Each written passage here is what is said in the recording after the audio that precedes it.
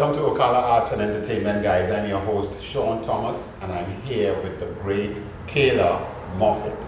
Now, Kayla came across on social media, and her solo work, which we want to talk about, is so beautiful. I am really happy that she decided that she's going to bless us with her time to come and share her story with us.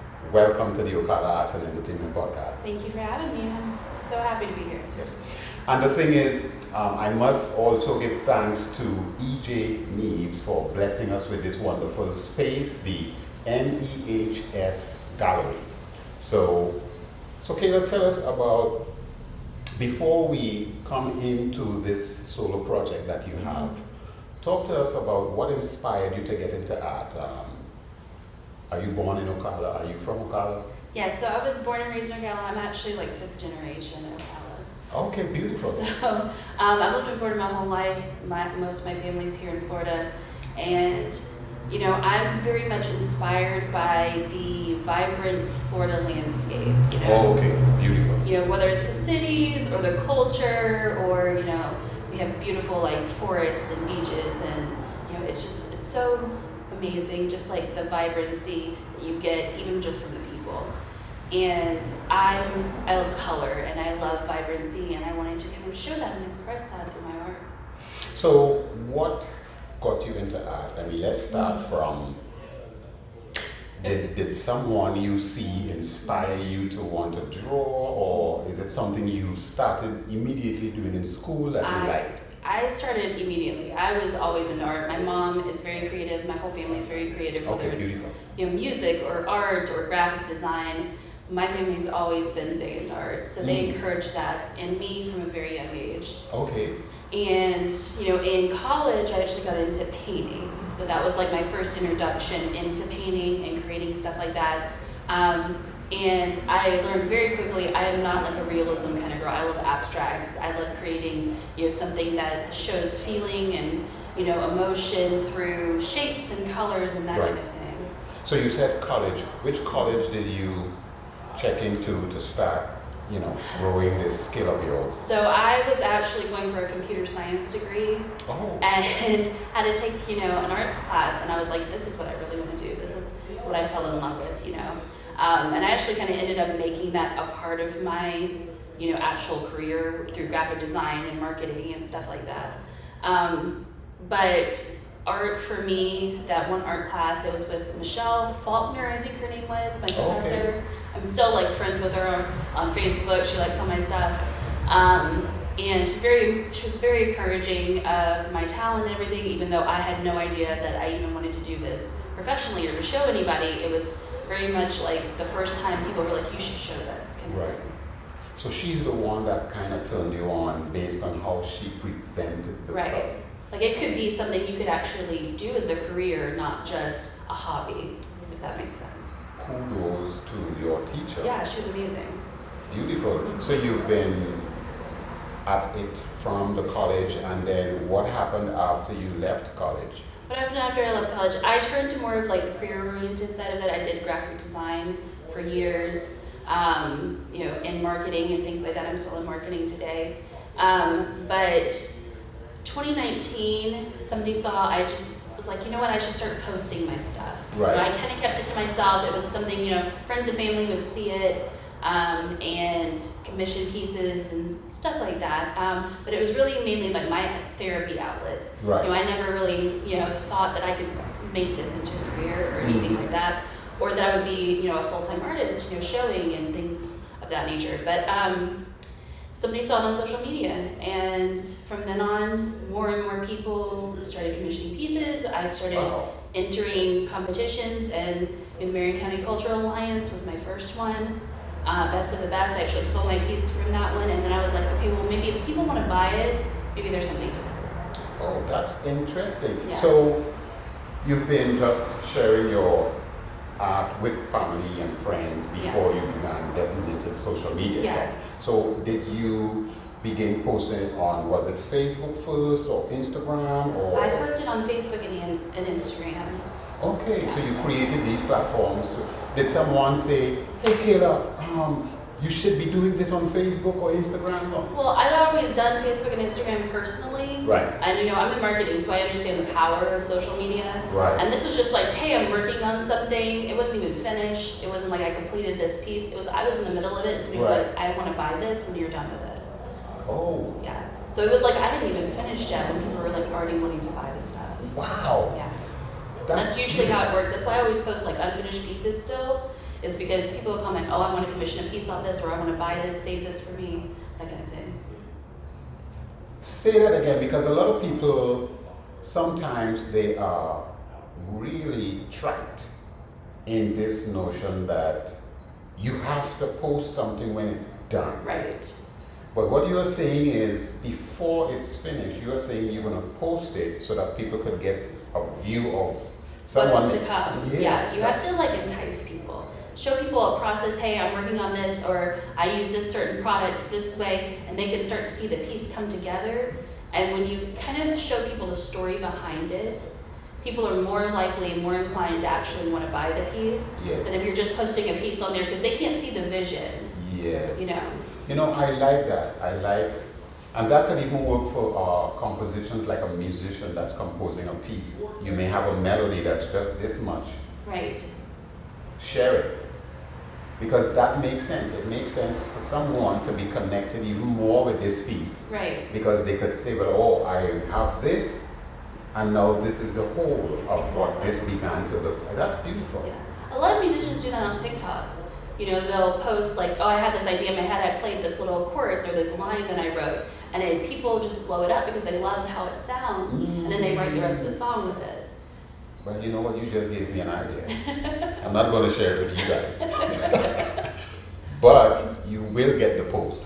So you started posting your stuff and folks are interested in buying it. Which would have been your first piece? Do you remember the first piece you sold? The first piece I sold was actually something with flowers. It was very much like an abstract. It was large flowers. I tried to do this like abstract realism kind of mix thing. I'm not an realism kind of girl. I don't do that. The tediousness, it takes a long time. It's not really my thing. Right. And it was really to develop like this style that you're going to see in the show coming up. Right. And that has pretty much been now my well-known style. People can recognize my pieces. Okay. And I actually had several people be like, oh, I saw your piece in this office or in this home, So people are recognizing my work because this has just kind of become the style I'm known for now. Okay. And that happened during the pandemic. And I was home and I just had a bunch of canvases and I started working on them. And it was that emotion, because it was a very trying time. It was, everybody was going through, there was a lot of emotion. And I just had to get that out on canvas. Right. And part of my process is I write what I'm feeling. I write, a memory, I write an emotion, I write something on the canvas before I cover it up and I make it pretty. That's interesting. So whatever comes to you, you will write it. The text side of it will go on the canvas. Yes, before I even start, yeah. Oh, that's that's a unique way of doing stuff. Yeah. And I never tell people what's underneath the painting. Oh. So it's kind of like my own personal little secret behind every painting. Yeah. There's something there, and then that emotion, whether I want to feel happy or I want to convey what's actually on there, I'm feeling that emotion is going to come through. It's really kind of like the starting point to the entire painting. Most people come up with a composition first. I come up with feeling first. And it's always the case, or do you experience sometimes you might? I found that I do not finish a piece or it doesn't work for me if I don't follow my process. I see. Now, I could imagine, you said that your family, they've been involved in the arts and music and what have you, so I guess it's easy to say that the support you've been getting. Yes, so my whole family is very supportive, My cousin, who is a dance instructor, she owns several dance studios over in Daytona, commissioned pieces for her studios, and one of them actually ended up on the cover of Ormond Beach magazine. Wow. Which was kind of cool. They're cover artists, so they're very supportive of everything I do.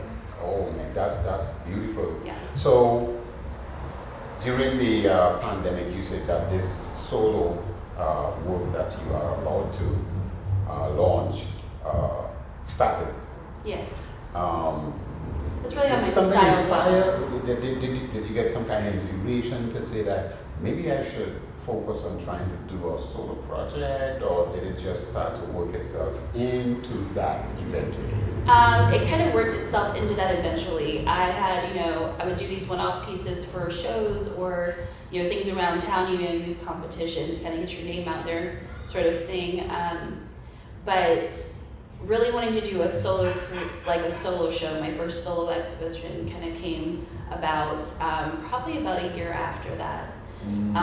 I had some one-off pieces, and I kind of started to see this vision of telling the secrets to whoever buys the painting, kind of in revealing the secret of the painting kind of thing.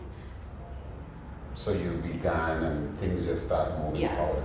So what is the name of the solo piece that's coming up that you're going to be showing? So the exhibition is called Secrets. Secrets, right. And the whole concept is that whoever buys the painting, when they get their certificate of authenticity or authentication. There you go. See, it's a hard word for a southerner to say. That's fine. The rhythm sometimes, the rhythm. So they get their certificate of authentication, and when they do that, they're actually going to get revealed the secret of the painting, and they're going to be the only ones who know it. Okay. So the whole thing is can you keep a secret? Because the value of the painting is that you're going to be the only one besides the artist who knows what's underneath the painting. Okay. So how many pieces? There is going, right now we have 20, there may be 22. Okay. So I have a couple of them in the works right now. I'm I don't know if I want to show these with this. Right. Yeah. So 20 to 22. 20 to 22. So each piece bought by someone, then that person will... When they get their certificate of authentication on delivery. So you kind of get all that together. It's going to be shown from April 7th is the grand opening, the VIP grand opening, which everybody's invited. Right. And then from April 8th to June 16th, it'll be up. And then once that comes down, they get delivered to whoever buys them, and then they get their secret. And it is shown where? Where is it going to be? It's going to be at the South State on Silver Spring Boulevard. Okay. And they have a second floor gallery space. It's a community gallery space they offer free to do emerging artists and art groups and things like that. And they do it 4 times a year, and I was one of 4 chosen to show the work. Oh, that's beautiful. So say that again. Of course, we'll have this stuff in the description, and we'll show it on the screen. So the name of the place is what? So it's South State Bank. Oh, South State Bank. Okay. Mm-hmm. And they're a big supporter of the arts community and a lot of nonprofits around town. And they decided they were going to open up and create this gallery space in their second floor, rotunda area. Okay, that's really interesting. Nice. So from April 8th to June 16th, it will be up. Yes. For people to come. And anytime the bank is open, they can go, they can look. If any pieces are left after, the VIP grand opening, they can purchase them. Okay. There'll be cards there, you can scan with a QR code, go online, and, purchase the painting. Beautiful. So how are you feeling in terms of being able to express this project? I mean, share with us what kind of feeling that is. It's very humbling to know that people are actually interested and supportive of my work. As an emerging artist, there's been such an outpouring of support. Whether it's being on this podcast or, being interviewed by WFT, or people, sharing it, locally, some news outlets sharing it.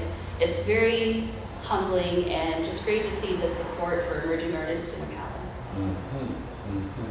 Now, there will be a lot of young, upcoming artists, checking out this podcast and listening to your story. How would you advise these young artists to go about, honing their skills? I would just advise them to never stop. You have to keep going and trying. I would encourage them to buy, cheaper canvases because supplies are they're very expensive. Yeah. And start with the cheaper paints, start with the cheaper canvases. You don't need expensive acrylics and brushes and things like that to get started. Right. And to practice. You know, I must have gone through, and I've, you know, some of them I gave away, some of them I never showed anybody. They got, you know, painted over, or they got, you know, tossed in the trash or whatever. Okay. But it was just like I had to experiment to find my style. Right. You have to find, you know, what makes you happy and what your signature style is. And when you find that, you don't stop. You keep creating that over and over. And that's what really like makes you well known. You know, creating a bunch of different pieces that don't really match and don't really go together. You have to find some semblance, whether it's, you know, you're doing a variety of colors or you're doing a variety of, you know, shapes or, you know, pictures or something, but they all have to have something that ties them together.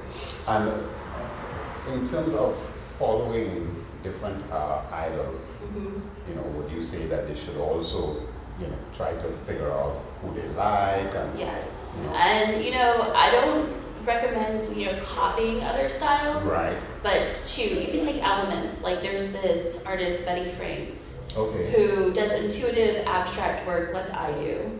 Hers, you know, is inspired by fields of flowers, so most of hers look like fields of flowers. Okay. And she made you some marks, so I was like, oh, she does this with a chopstick, or she does this, you know, makes this certain mark. Well, I could take that, but I could do it this way with this, and, you know, make it my own, if that makes sense. Yeah. Yeah. So, like, you have to find out, you can be inspired by other people and how they do stuff, and you can even be inspired by people who don't even do the same style work you do, but take the techniques or take this element and then, you know, turn it into your own thing. Okay, okay. And would you be open to, you know, some young artists who might be seeing this to say, right, you know, if you want to get some advice and be feel free to reach out to me on social media? Of course, I'm always open. Okay. And your social media to find you, you said you're on Facebook. I'm on Facebook, I'm on Instagram, and that's pretty much all I'm right now. Right. But right. yeah, I'm pretty big on those too. So Facebook, your URL, your handle, I should say. It's under Kayla Moffat FL, so Okay. Florida. Okay, beautiful. And Instagram is the? It's Kayla Moffat _art. Okay, beautiful. And we put these in. Yes. So let's touch on that exhibition once more. Okay. That's coming up on the 8th of April is when it's open. So it completely opens to the public on April 8th. Right.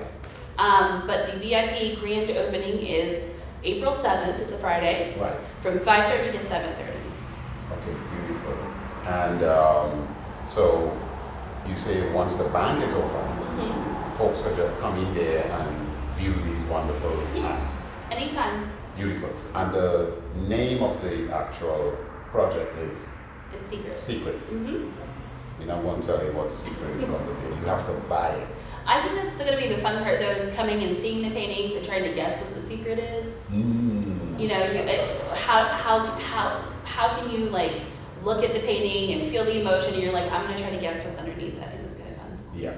And the thing about it is, you could guess what's underneath and still pay for it if you were wrong. So then you can learn that you might have been close. I think that's fun. Yeah.